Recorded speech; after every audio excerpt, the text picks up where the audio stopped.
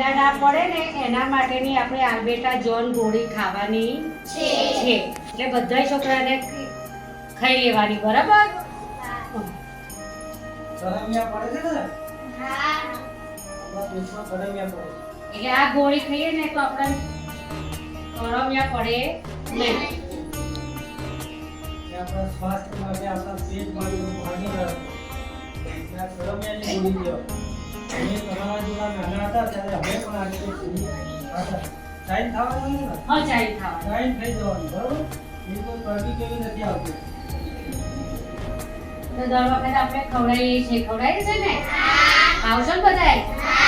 અમુક આપણા શરીર માટે આપણા પેટનો આપણે ગોળી ખાવાની બરાબર ખાવાની ને બધા બોલો હા